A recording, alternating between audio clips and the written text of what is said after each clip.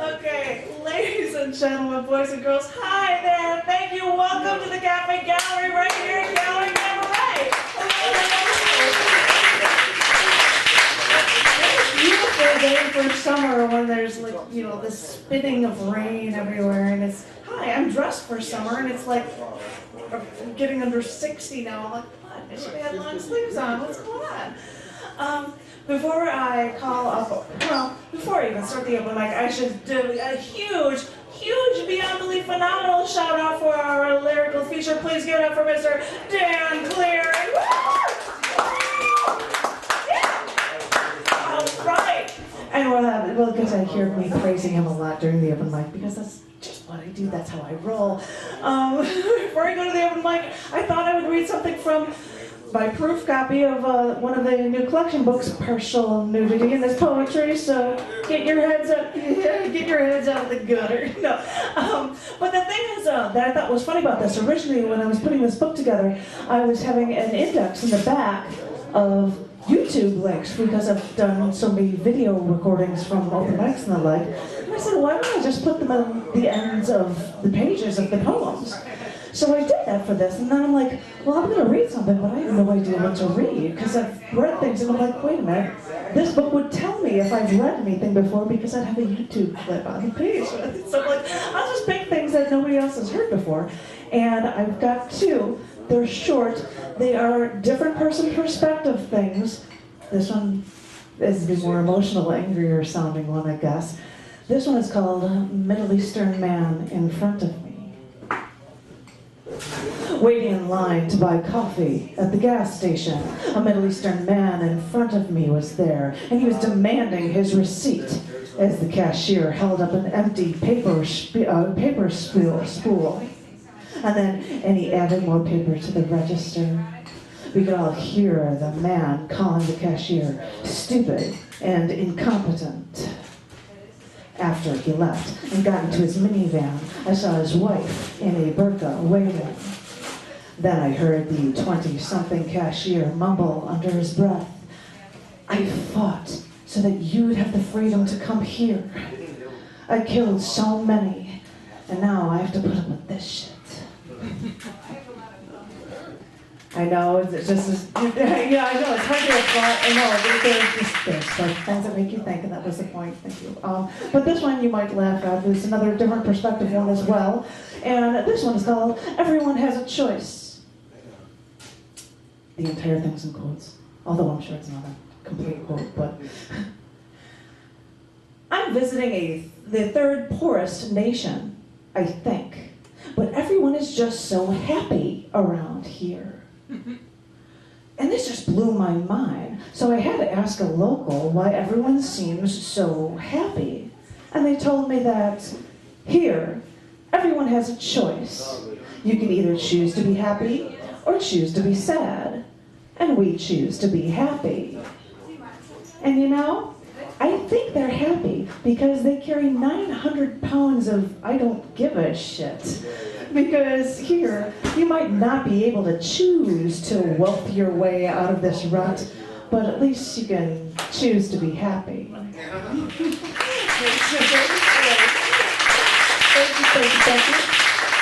That is, yay, everyone has a choice. You can choose to be happy. Or you can choose to listen to our first phenomenal open mic. Please give it up for Joffre Stewart. Down in the middle.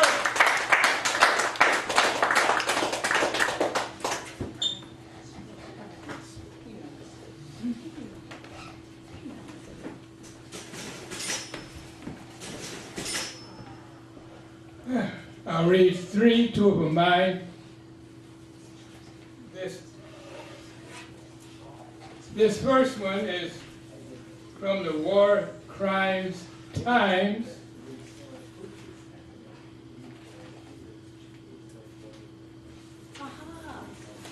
It's by Mike Hasty. It's a little bit more somber and hopeless than I think I am.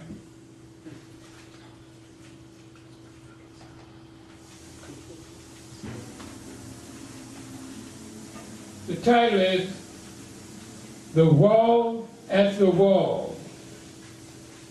Whenever the truth threatens one's belief system, there is a powerful instinct to deny its reality. That is why historical facts and evidence are burned at the stake. That is why the message and the messenger are assassinated. And that is why history always repeats itself.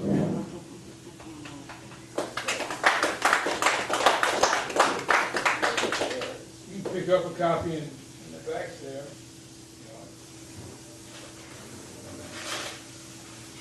This next one introduces the last one.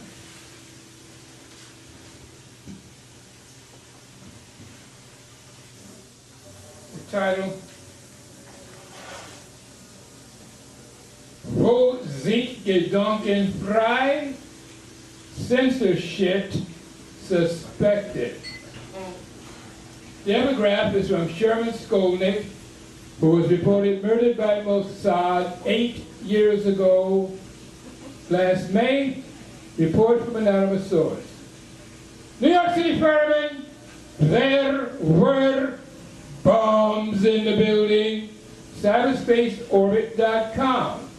Crucial info evidence. Explosives toppled WTC. Why was my anarchist to anarchist mail to Brent Bentley treated unlovingly, rejected at the joint? Because, as the rejection form is checked to say, it has a label, address label, which tells I have a heart for the Heart Association. Or was it because I used whiteout to change a U to E to spell Hercules correctly? Envelope was not opened. I did write like Shalom, no to napalm. Topping the back, did it bomb because of that? Treason to patriotism is loyalty to humankind. That at bottom of the back. The return to sender form says nothing about speech, as where I write in opposition to postage flag, affixed like address label, tax resistance as the cutting edge of nonviolent revolution must cut down nationalism, squash patriotism on the way to zero-state solutions. A solution, I add, to getting through better to betterly.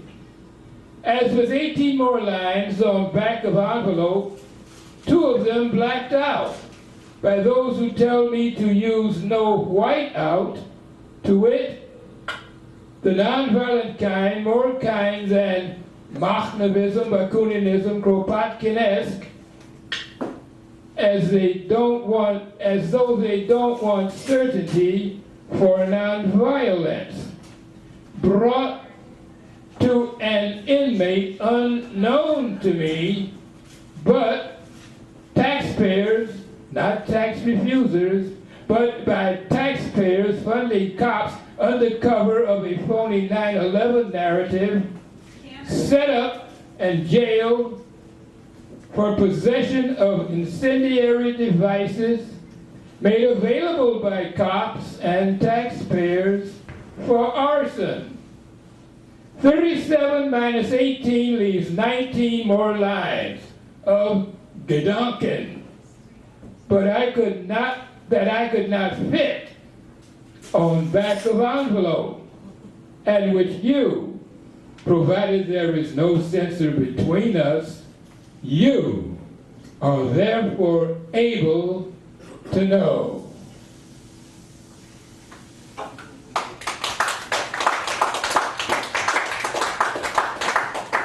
And I believe there's no censor between us.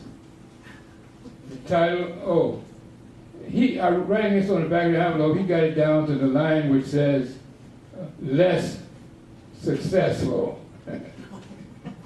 And the title, Dichtung und Gedanken. Anarchist thought springs from war, the non-violent kind, more kind than Marxism, Bakuниnism, Kropotkin-esque, and notably anti-imperialist, Tolstoy against the Tsarist expansion, easterly to Alaska and California, the Mahatma, less perfectly, against the Raj, and the Nazarene, against the Roman expansion, from the Pillars of Hercules to the Arabian Sea, like the others, to the east, mainly. Slave revolts have been less successful. It seems the Spartacus left no thought.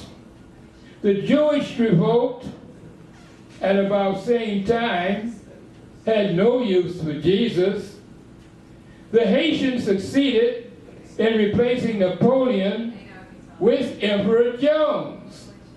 Adam did not disarm God, leaving it to atheists non-violently to destroy God. These Gedanken line up with Dichtung, revolution, the ruin of authority, more needs poets than swordsmen.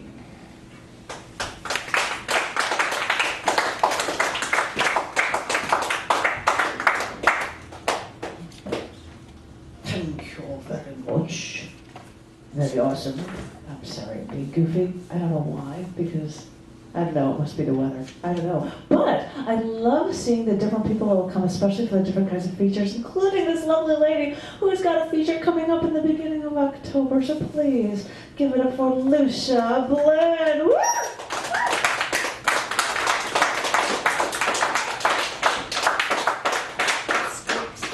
Squeaky microphone. Thank you, Janet. Thanks everybody for being here. AT&T brings out the unattractive in me. Faced with a techno woe, i.e. my phone being disconnected, my behavior, generally upbeat and kind, turns, as I used to admonish my girls when misbehaving, unattractive, and I am ill-tempered. Does this reflect rage at my ill-timed birth and consequent incompetence with all things machine? Is this a fresh reminder that Mr. Darcy is never going to ride up? Oh, probably. I'd like the return of all the hours of my fast receding life, moaning on the phone to whomever to fix whatever that will get me back online again. Online. Didn't that once mean what you did to see a movie, board a bus? You waited online. Apologies to all the souls in all the offices who have borne the brunt of my abuse and who are only trying to help. It's not you over there in Delhi. It's me, wishing I were in a Delhi.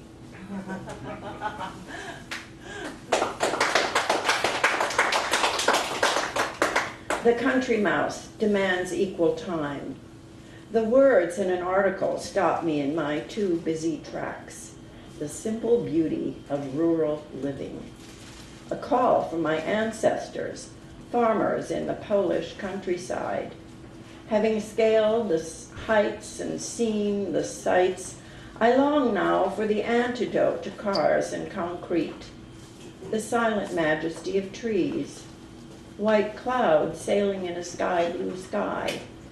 A field of cows safely grazing, unbound for anyone's dinner.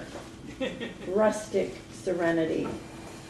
Van Gogh wrote, I still have it in my heart to paint a bookshop with the front yellow and pink in the evening, like a light in the midst of darkness. Similarly, it must be all those English mysteries, I dream of cups of tea beside a bowl of old-fashioned roses in a sitting room of a cottage in the country. I awake to birdsong, tend my garden, attend the dance of the fireflies, drift asleep to the crickets' serenade. Absent the woes and worries of this raucous realm, rarely is heard a clamorous word. The secret of the ages, say the sages, is to live close to nature.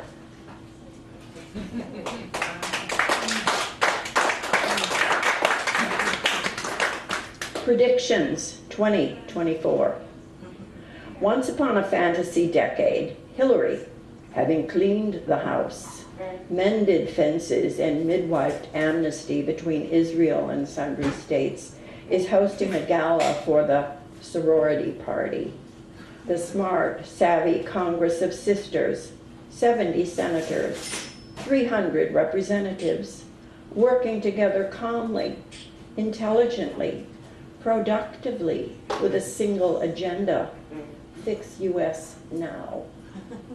Oh, there, chatting with Sandra Day and Olympia Snow are the Supremes who have flipped the ratio.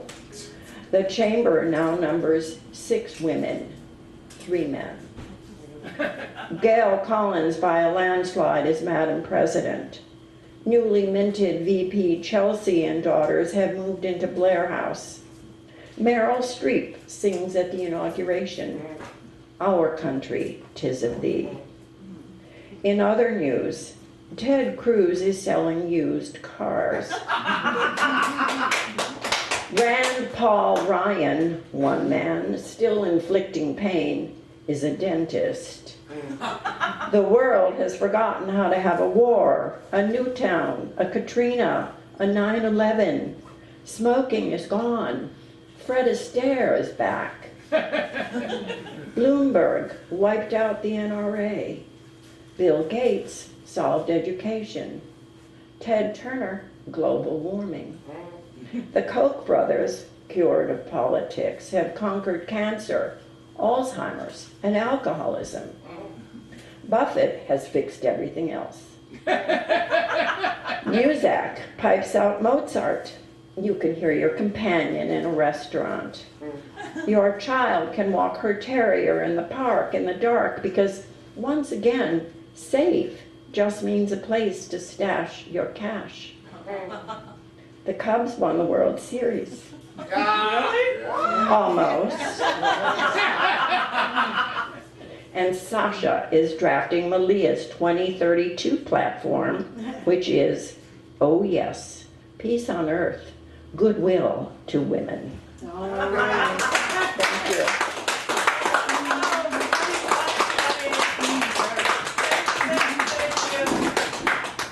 Oh, what a riot in Mozart. And I thought it was funny, and I even said that to John recently, watching like episodes of Star Trek The Next Generation. I'm like, you know, they always talk about what a great genius Mozart is. And they're playing Mozart all the time. I'm like, really? I mean, I really like Mozart. In fact, we actually, because I love The Dissonant, we actually flew back from China and went straight from the airport in this formal gown to go see a quartet play in Chicago. And it was, he saw a tear going down my cheek. I was like, this is awesome. So yay for Mozart. I'm sorry, that's not talking about women, but I just had to like commiserate on that one at least. Talk about Mozart for a while, and I'm just gonna ramble on like an idiot. No, there's enough rambling on. You guys, it's time for you to hear another phenomenal open mic host. So please give it up for the Bobster himself, Mr. Bob Raschko.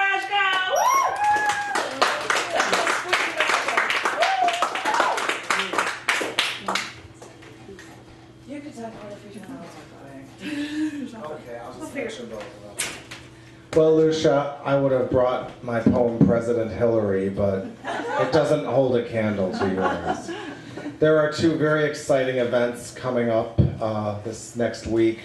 Monday night at Jack's Tap, 901 West Jackson, a lot of you know where that is going to be This Poetry is Money, featuring yours truly and Janet Kuypers, with Bob Lawrence hosting. Bob Lawrence, Waiting for the Bus with Bob Lawrence, driving blindfolded and without a net. And Friday night, July 11th at Let Them Eat Chocolate is the, I call it the Bob, Pam, and Sam show, featuring myself, Bob Lawrence, and Pam Miller reading poetry and doing some weird theatrical stuff. That's at 5306 North Damon on Friday night, the 11th at 7 p.m. The Jack's thing starts at 8. You can sign up at 7:30 to read. Don't miss them. This is by Bruce Mattson, who is a local poet that some of you know. It's called Homeless Vet. There it is. If I weren't lost, I might help you find your way. If I had bread, I might help you fight your hunger. If I were wise, I might not tell you to find your way home, for like mine, the wound left when your wings ripped off leaves a blood trail that would no doubt take you there. These two are by me. Bruce Mattson read a haiku in my feature 2 weeks ago. That's right. He was there. He was. The manner of speaking. He was videotaped, right? That was cool. This is called Brutality. It's based on Rod Steiger as the Sergeant, 1968. That soft French pastry. He just can't get enough of that damned French girl. Why does she look at me that way? Swanson. He haunts my dreams. His face, his coral-colored eyes look far away, not at mine. His exquisite nose gets a whiff of creamy, delicate cake. Not my burning, sweaty, freshly shaved stench. His mouth, oh, his lovely, lovely mouth, curse it all. Not to mention, the mouth is not to mention. Too precious for words, too firm to resist. His abrupt grunt, sir. He will obey. He will do my bidding. Everything except the one thing I need from him. Swanee knows what I want, but he doesn't know what I need. The little French cunt knows. Hell, she knows with that nasty stare. Why does she look at me that way? The time will come. The time should come. I wait. I bide. I scream at the men. I deny them their privileges. I follow him with her. I stalk him without her. Where is he? When will he understand me? God damn it, why can't I just take him? Why am I so hard? Thank you. And this last one is called Golden Parachute. Fox News a few weeks ago on the 5 was asking, is there a golden parachute for Barack Obama? My God, he's got 2 more years. The ones at Riverview were silver and gray. They brought you safely to ground level, but sometimes you're stranded in mid-flight. You need an alternate way out of fear. Our leader's parachute is gold. At least that's what some say. They say it waits for him so patiently in an old storage bin down Hyde Park Way. They want him to open it up right now, to sail away into the safety of non-recognition. He still has lots of time, but they are tired, impatient to begin their own mission. Our leader accepts few favors. He will keep on trying to lead, knowing his successor's parachute is white. For urgency, for speed, he has no need. How I wish I could own a golden parachute to bring me safely to solid ground, that I could cry out to them with all my soul, forward, take heed, it's heaven bound. Thank you.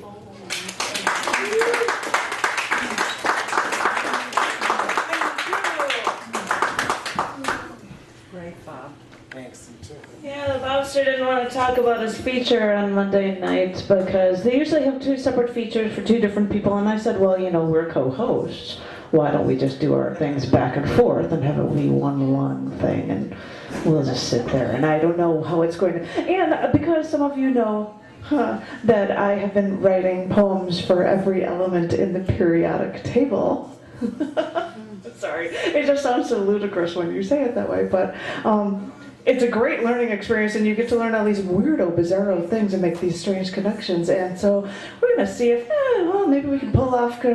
You're looking for that list. Are you looking for a list, sir? I saw him walking. Oh, not looking for a list? Okay. It's over there. It's over there, but... so it should be interesting because we're doing back and forth things. We're talking about pink and weddings and periodic table elements. I don't know how this is going to happen, but we're going to pull it off, I swear. In the meantime, I've got my handy, not so pink, but more purple bag. And you guys all know that this is something for putting your life savings into for a phenomenal feature this evening from Daniel Cleary. Oh, come on, give it up right there, Cleary. Yeah, give another shout out for him. And as I said, put your life savings into it. What do you, how about it? I just got a lot. Just stuff it in here. I suppose if you're dirt poor and have change or something, it's bus fare. I mean, you know, and whatever, it'd work. So whatever you can do. Although if you're like, I'd love to, but I have to buy another drink here or else I'm going to give it, I'm like, well, then give it to Tressa because this place deserves your stuff because they are so great for having us here. So I'm just going to throw like an agent to the closest person, and I actually got it to you. Holy cow, I can't believe it. I'm the worst thrower known to mankind.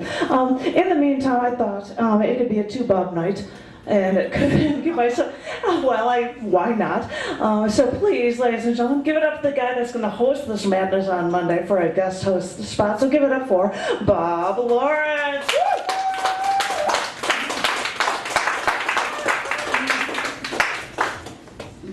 And every time I do this, it shakes that mic like that. Yeah, it should be fun being a host. I hope it's a little warmer than it is tonight. This is a piece called Tchaikovsky Moments. 1. Milan Kundera opens The Incredible Likeness of Being with a philosophical rhapsody on Nietzsche's eternal law of return, which posits that the life we live now, we will live over and over and over, as if reincarnation were a needle stuck in the same narrow groove of an old LP. A possibility I came up with on my own by visualizing a cyclical universe, a concept, in fact, as old as philosophy. Would I want to live my life over and over and over? Or would I prefer eternal oblivion? Not an easy decision. So many moments I would not want to live again. Their pain informs so many of my poems. People say failure is a stepping stone to success. Well, I'm 70 years old and I'm fucking tired of stepping on stones. I envy my student who said, if I died today, I would have no regrets over the way I've lived. Or Stephen Hawking twisted into a human pretzel by ALS, virtually immobile, audible only through a mechanical voice, whose twin tells me how much I owe for parking. Who said he wouldn't change a thing. Am I the only one riddled with doubt and regret? I don't think so. Our lives need more moments like this. Tchaikovsky plays his first piano concerto for pianist and friend Nikolai Rubinstein. His friend condemns the work, worthless, unplayable, clumsy, vulgar, poorly written. Trembling with emotion, Tchaikovsky replies, I will not change a single note. He did not change a single note, and the rest, as they say, whoever they are, perhaps the collective residuum of our imagined inner audiences, is history. 2, 1988. The phone rings. My wife answers. She cups her hand over the mouthpiece, turns to me, whispers, Gloria died. Gloria died? 2 words from disparate sentences yoked together. An oxymoron, a non sequitur, a freaking impossibility. Gloria dead in her sleep? She's only 32 years old with 2 small children. We were just over her place, eating fresh calf's liver sausage this past weekend at a party, where smiles rounded her angelic cheeks as she spoke of quitting her part-time job, devoting more time to a family.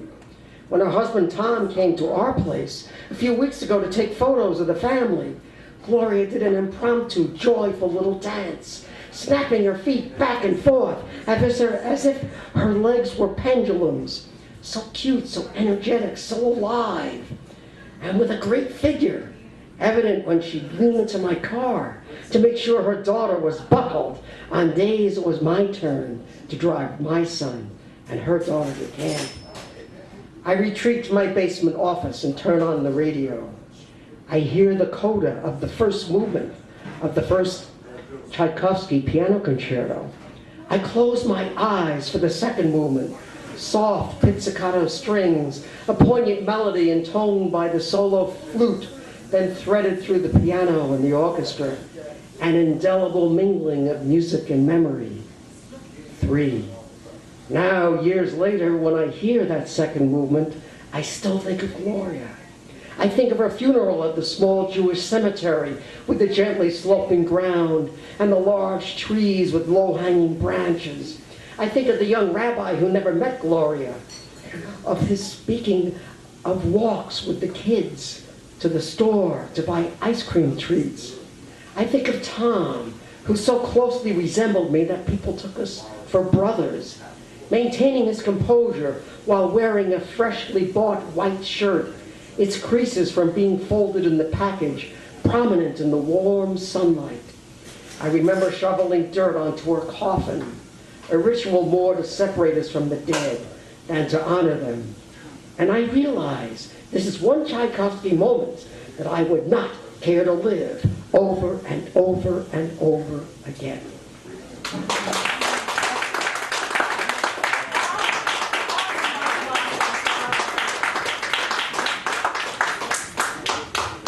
Awesome. Thank you very much. So far we have had Mozart and Tchaikovsky, and then we're going to get the lyrical wonders of Dan Cleary for our feature tonight. So I'm like, wow, this is such an awesome musically inclined thing, which is so groovy. And I'm just holding this to give Trouble Plus reminders to everybody. Hey, I'm gonna have to troll around for it. No, I'm just kidding, but just saying, we should give something to Dan. And now I'm going to have to call out, I know my name starts with the letter J, and there's nobody that's a Janet that I ever talked to, but I can say that are things with people with the letter J in their name. And I'm going to have to take a brief moment. I have to, just because people talk about sports. I heard talking in poetry about the Cubs even, but I have to talk about tennis. I have to, because Wimbledon's going on. And I put up posts on like Twitter or something, and I say something going on, and it goes on my Facebook page, and people are like, don't tell me who won. I was going to have a DVR, and I was going to watch it, so I can't talk about it. So nobody's going to watch this video, so I can say, oh my God, if nobody cares or knows about with Wimbledon, it's like all these major players have been knocked out. Nadal was knocked out by like 150th seed, extra guy that came on. Andy Murray's out. The top one's Sharapova is out, and Serena Williams is out. And I'm like, what on earth is going on? And like, it's just blowing my mind. Like everybody's like seemingly being picked away, except for just like you guys care. But they're not going to see this video or something. So I figure I'm cool to be able to say these stats of like games that happened the past 3 days. But I'm done talking. But I should say, even if you don't watch tennis, I'm going to get a bottle of champagne to be able to have it for watching the finals on Sunday. I think everybody should go out and have some champagne. I don't care if you're watching tennis or not, just like, this is a thing for Wimbledon, so I'll just have some champagne or do that. Blah. And just have that as an excuse or something if you don't want to watch it, because the USA is not in the World Cup anymore or something. You can root for the Netherlands because I'm Dutch. I don't know, whatever. just shut her up, because it's actually exactly, because I've got another J poet on up here, so please give it up for Mr. Jerry Pendergast.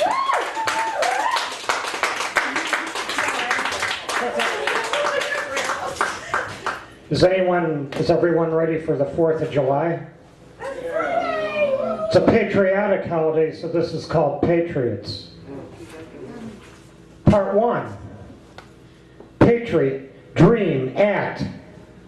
Game, missile. Game. What's the score? Act, script, written. Before radar failure. Or was it neglect? Television to stage. Missile, a prayer book in my hand. Autumn 1962, learning the Latin responses for my first communion. World Series on TV. Yankees over Giants 4-3. Series of threats, counter threats in the Caribbean. Duck and cover drills in the fireside hall, practicing kissing our asses goodbye. Missile silos, protecting patriots, Minutemen, and others that can't die from radiation, with metal and extra hard concrete. Part 2. Silos preserving grain from spoilage, weather damage from radiation.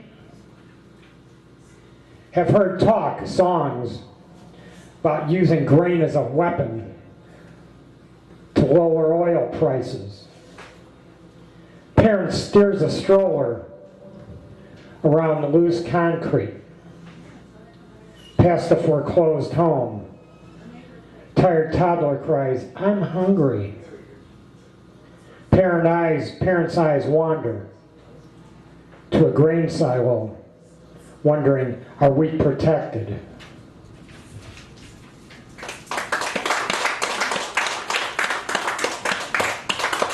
You know, in the last 10, 20 years, there's been a lot of talk about halfway to holidays, like St. Patrick's Day, thanks be to God, and even halfway to Christmas. Well, we're past halfway to Christmas, but a couple of days ago we were halfway to New Year's. So, in that kind of a spirit, this is called Rural Santa Something County. Monsanto, monarchy. In rural Santa Something County, more crops growing, monocrops growing. Crappies, bluegills swim in the lake nearby. Heavy metal claws turn soil over. Clause in the contract says no seed saving. Seeds pre-pesticided, fields irrigated with metal monster. Will the runoff reach the lake? The groundwater? Do the faucets trickle slowly in the house on the farm, not with the program?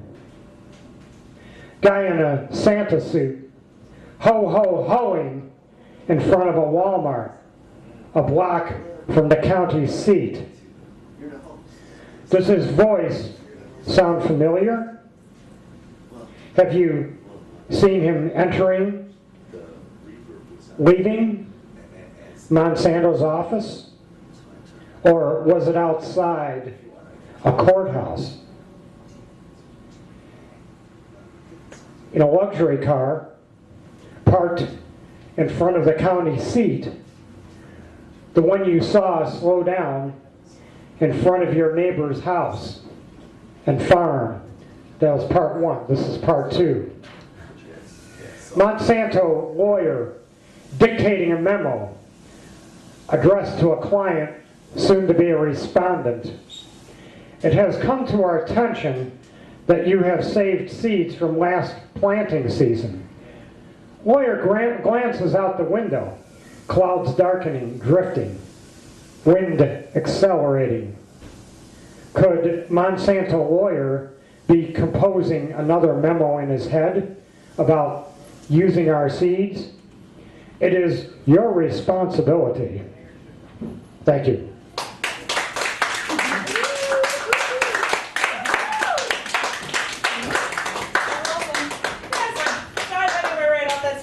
Thank you very much.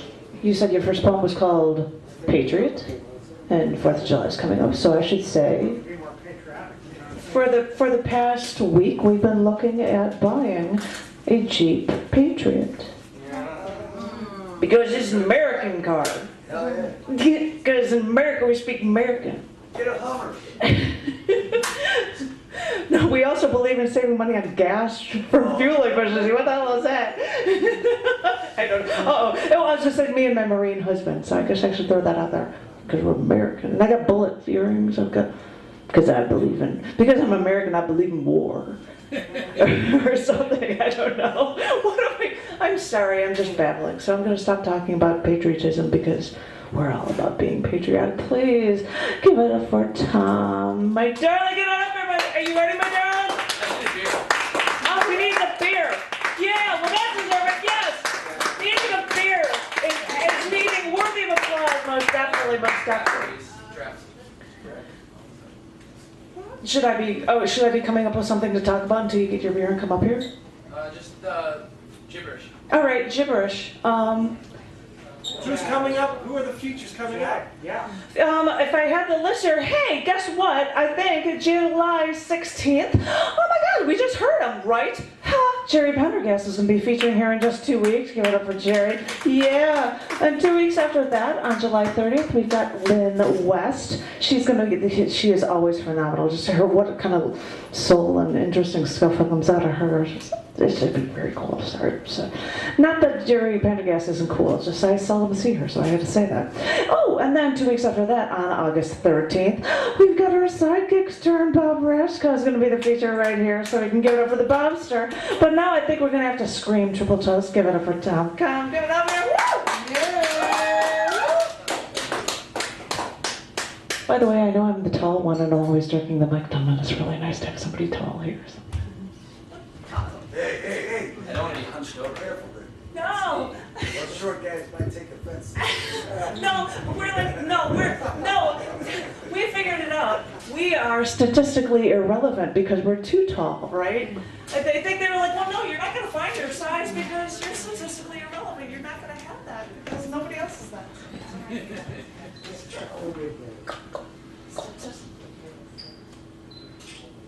Okay, hello everybody. What's up, guys? Hi. Bonsoir. So, in honor of 4th of July, I'm not going to read any political poems today. This is a sonnet called Conception. All are made from a pithy pelvic thrust, pithy passion, pithy perspiration, dripping from foreheads and dancing like dust falling on twisted sheets, consecration, and pithy breathing, each breath the sound of night, cars passing, drunkards at the bar, each breath also a glass of wine, down the hatch. The light, always off, pitch black room, defies death. For a time, the darkness and touch drive death away as if he was collecting taxes in the temple, but there is an inevitable orgasm and the slump of body against body, the inevitable shake and spasm of muscle. Pitch black room becomes gaudy. Again, death returns like your house keys hidden, but there is vir triumphalis because after all there's a chance for something new. The unseen spit an image of you, and much pith to the fruit of your room, Mary. Thank you.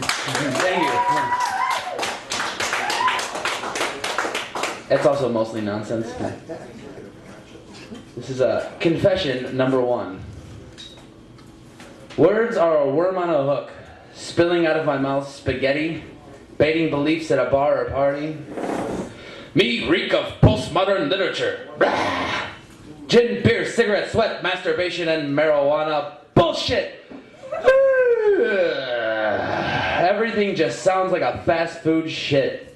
Music, radio, television, movies, my poetry, my prose, my bullshit. All bullshit. But where did beauty go? Vacation? Quick, someone call it. I need the feeling of hearing Chopin's Nocturnes for the first time.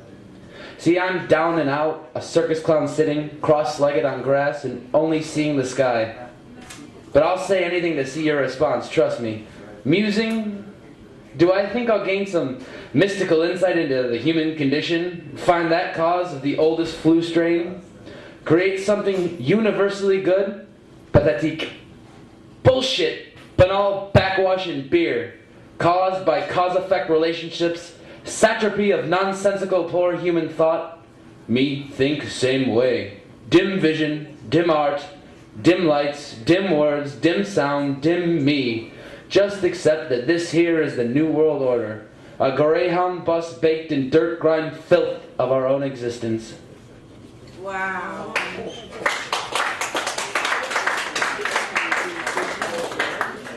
Do you have one more short one? Yep, it's called the writer's chair. This is the throne of God, but don't expect seraphim squealing, swinging, singing, Hosanna! Holy, holy, holy are you. Just watch them dangle from the wires, swinging back and forth, swaying in non-existence. There are no clouds and no light here at the writer's chair. But, however, there is an ashtray, alive in no sense of the word, except with the fire stolen from Prometheus. Maybe there's papers scattered around, or books, or shot glasses slung back. Hana! Slancha! You're God. Drink up. Somehow you'll create something.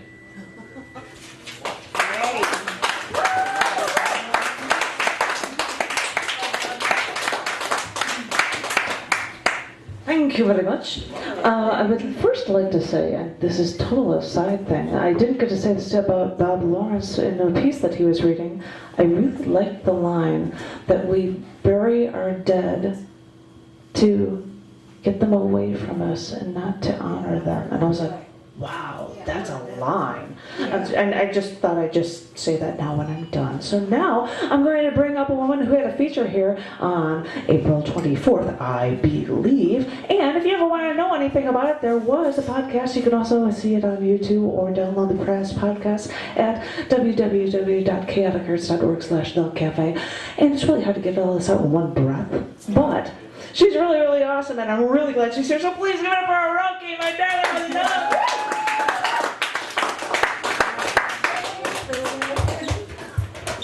Hey everybody, greetings from the south side. We got caught up in traffic on the way over here. I'm going to do two short pieces. The first piece, 4th of July, is about a young woman that I met when I was living in Madison, Wisconsin. She lived next door to me, and she died the 4th of July weekend 2006. This piece is called Next Door Neighbor. I won't lie. Sometimes when she'd knock on my door, I'd be wondering, what does she want this time?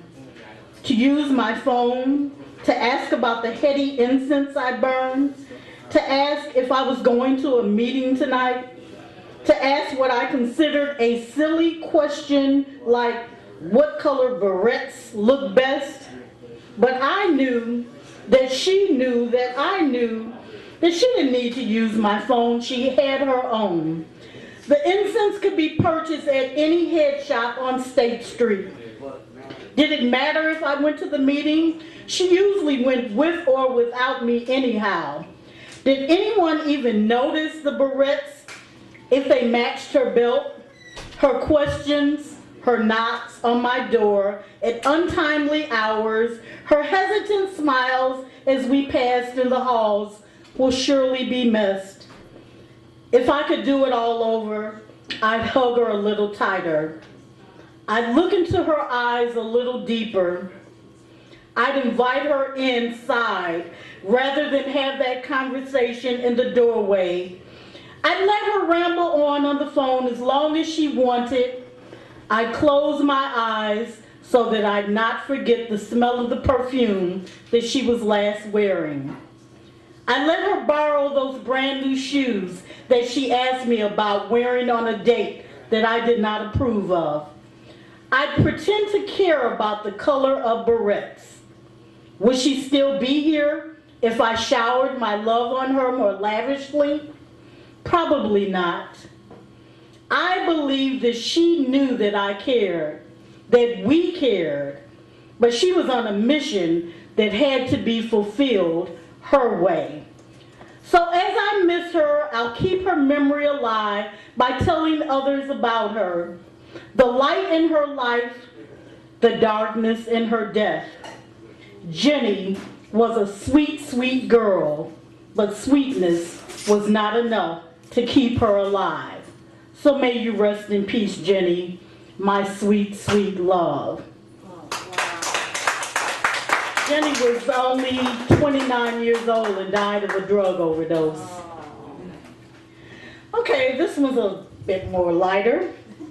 This is the tale of Brer Rabbit's human weakness. A head. That's the place to keep your thoughts, isn't it?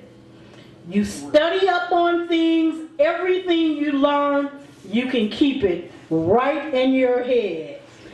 But every now and then you open your mouth, you gotta take care that something don't leak out, especially if you should keep it to yourself. It's like the time that the animals was having a big revival down in the bottoms. Everyone was there. The rabbits and the possums and them coons, the turkeys and the geese. Folks came from all over to hear the preaching and the singing, the shouting all night long. 4 or 5 preachers was there, and every one of them talked themselves out. Well, there was a break in the action, and the preachers went off together in the cornfield to rest up for the next round of preaching. Preacher Coon said, "Brothers, all night long we've been preaching about sin and human weakness. I confess to my weakness, and I just know it won't go no further. You know, I'm crazy about those apples and grapes, and if I see some in a garden, I just can't resist taking myself some."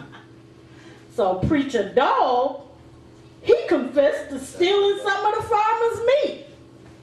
And Preacher Rooster, he confessed to chasing the chickens. This went on all night with the preachers confessing their weakness until it was time to begin the next session of preaching. Everybody preached except for Preacher Rabbit. He just sat there. They asked Brer Rabbit if he didn't have no weakness. He says, "Brothers, I got a human weakness too, and it's real bad. A terrible human weakness. It is so bad, I hate to even tell you about it. My weakness is gossip. Can't never keep nothing to myself. And I just can't wait to get out of here and tell everything I just heard." And bam, he was gone. The point of it all is recognition of your weak points is good for your salvation. But when you make a subject of conversation around those who will tell others all your business, you only got yourself to blame. Huh.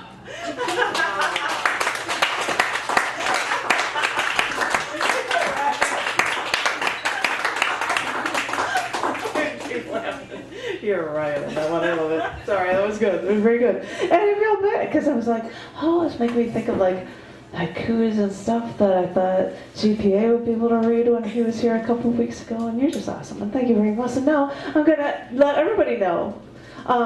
Well, I'll have to get this out first. I usually say this about like being involved with the NSA, that we're spying on you, and we're doing that by filming this open mic, because we record the open mics to be a future podcast and to be up on YouTube. And if there are people who do not want to be on YouTube, sniff, or don't want to have their awesomeness known to the universe, well, then I can pull that, which somebody just asked for that, because they said, well, I don't like the sound of my voice, but I remember you did it at the cafe, and that was just the awesomest thing, and I'm still telling people the links to it, and you're awesome and everybody's awesome, and I'll gladly pull it because that's what you need. But, you know, it's available here, and if anybody has a problem, let me know and I can pull it from you, so it's not a problem at all. Now I'm talking way too much, and I'm going to also let you know, because we've got so many great features right here at the end, we're going to go straight into, after these last two open micers, we're going to go straight into, Gallery feature. Sorry, I'm such a goofball. So, Sitti, where's my darling? Please give it up for Sitti.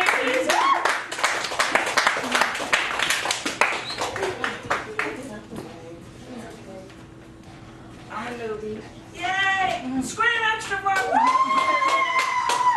Okay, all right. The first piece.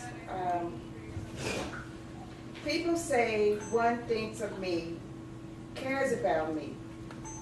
The real question, would anyone notice if I were missing? Who would notice? I was trying to get my closer to you. And I was like, I don't get this thing to angle right, so I just took it with me. I don't know how it works. Eat that mic. Blah, blah, blah. Make sure you're here. People say no one thinks of me, cares about me. The real question, would anyone notice if you were missing? Who would notice if I'm missing? My car is parked for days. My cell phone ring goes unanswered. The weeds in the grass continue to grow. So would anyone notice that I'm missing? MIA, recluse, depression, sad, introverted, quiet, keeps to themselves. Facebook notifications unanswered. At what point would anyone notice I'm missing? So when it seems out of the ordinary and my ordinary is suddenly unordinary, will you notice or explore to see if I'm missing? Now, did you speak to her? I thought you spoke to her. Oh wow, it's been how many days? I didn't know she was missing. Who will reach to resurface me? Who will say missing is not okay? Or say there is always a place for my missing piece? The missing is always cared for, and the missing is missed by someone, and that someone is me.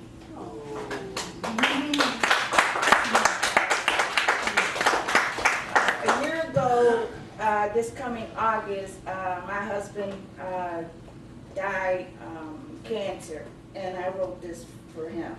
It's called The Maverick. I knew it was a summer day when I spun around and first noticed you. For that day on, while in that special place of so many strangers and friends, I could and did, without hesitation, notice you. He sat with a root in his mouth, eyes squinting. I said to myself, he is so deep in thought. I don't know exactly when we or I approached him, but I do remember it was definitely summer. The walks on the Lakeshore Drive and much more in the darkness while lying in the grass filled my heart. I remember how it definitely, now I know it's summer. Seeing him stroking the back of his head while listening and hearing his words, there were always something that could be learned. So much wisdom, and not forget the electric charm. While listening to, I was caught up in the rapture. I almost exploded. When I shared, announced, Fred, I am no longer one. He stood up in his CPD blues and spun me around and proclaimed, I love you. In a brief time, it was confirmed we were having a son. When I think of our spiritual love in the times of joy and peace, I have no problem. Remember, it was definitely summer. Because summer is when he left this world and his soul is now at peace. He must, as he meets and greets the ancestors, and there will someday he'll be waiting for me. Thank you.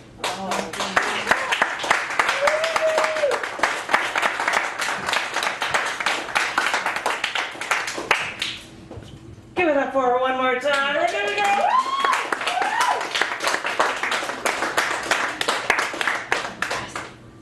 You're awesome. Sorry. For the final open mic for the evening, before we call up our Fino Mino feature, please give it up for Vito Carli. Vito Carli!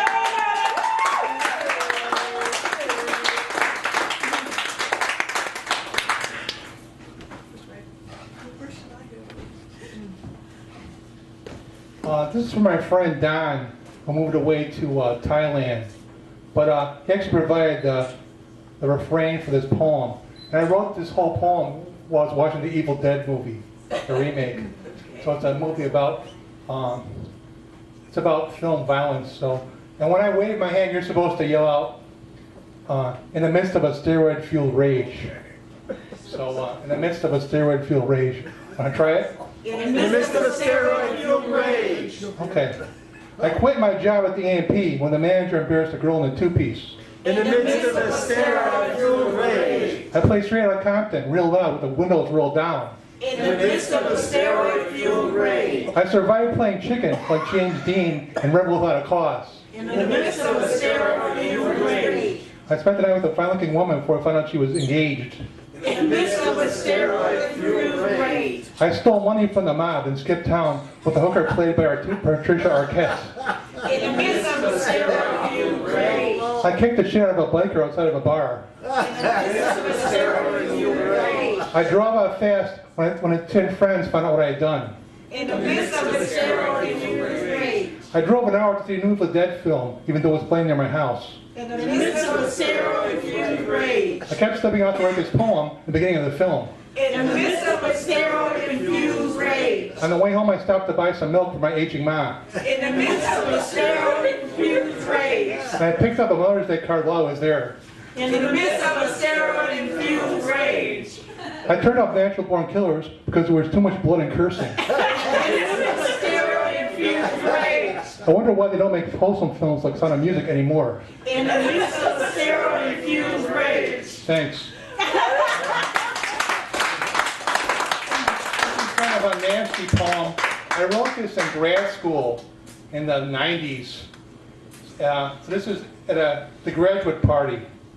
They are chameleons changing color, pierced balloons releasing hot air, pale vampires draining emotion, rattlesnakes spewing venom, pompous posers pointing their fingers outside, producing laughter, chatter, sexual innuendo. Does Lacan excite you as much as he excites me? Does ungrammatology make you come?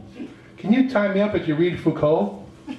Words combine indistinct, then eventually separate before coming together. Has he left yet? He's such a bore. Thanks.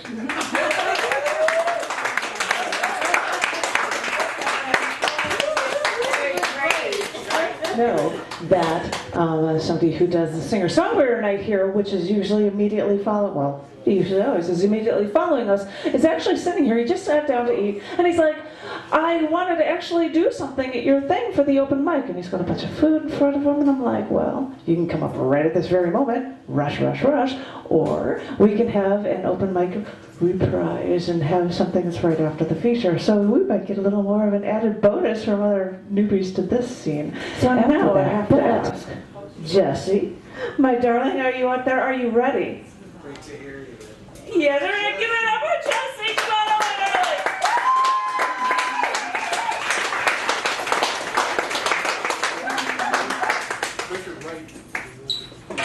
I'm guessing you're not scrolling. You're like, ha ha ha.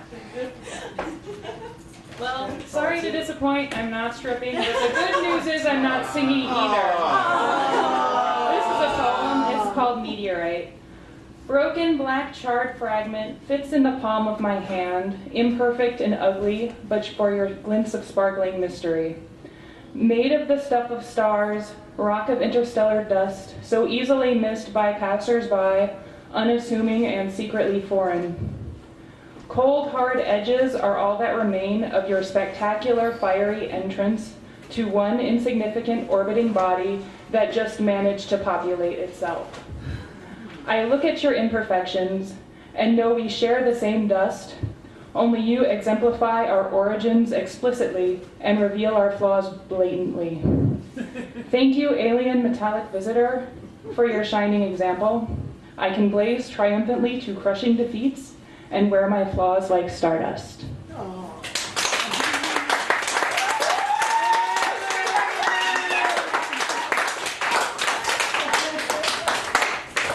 Awesome, awesome, awesome. I believe it is Billy's turn. Give it up here for Billy.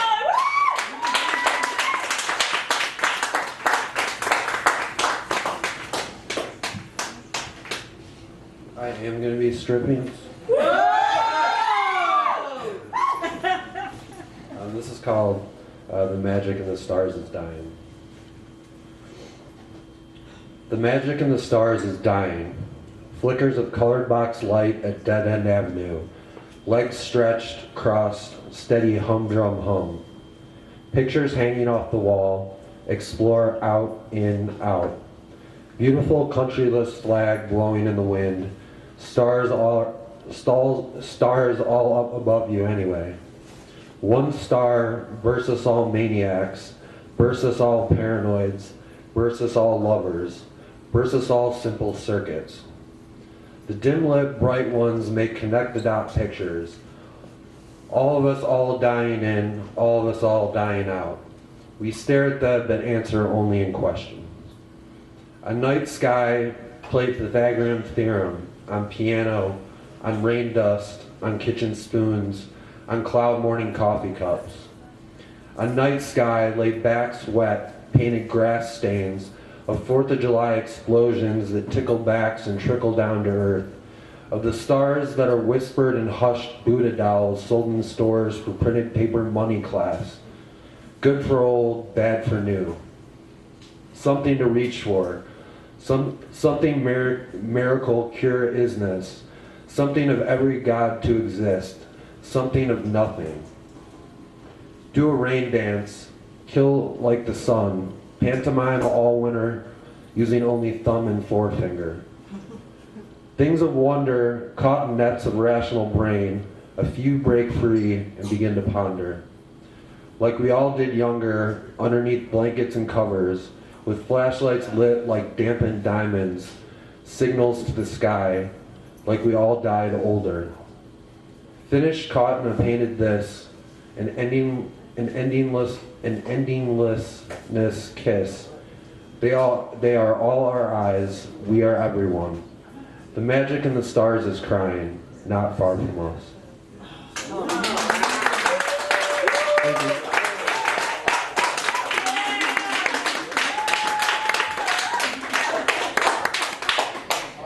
Thank you very much, you guys. And, you know, if somebody wanted to come up and do songs, I would love it if they would. It's a wonderful transition for singer-songwriter night. And I have to say, everybody's here so extra freaking groovy, awesome. It's blowing my mind. So I hope every 2 weeks, if you want to know the schedule, because I started saying the dates before, www.chaoticarts.org/stuffcafe. And you can, sorry, I have to sing because I'm just crazy. Or if you want to know me, Jen Kuypers, you can find me on Gmail or no, well, yeah, you can find me on Gmail, you can find me on Facebook, you can find me everywhere, Twitter, blah, blah, blah. But you can also look at the schedules, because I've actually got all these little billboards, and I put all the future dates coming up, and the next one that's coming up is July 16th, although I've got dates through October on this listing. But in just 2 weeks, we've got Jerry Pendergast that's coming up for me. So if I don't see you all on Monday night for Bouncer and me featuring Agile, Jack's Tap for Waiting for the Bus, please. Otherwise, I look forward to see you all in 2 weeks. Thank you so very much. Thank you, thank you, thank you.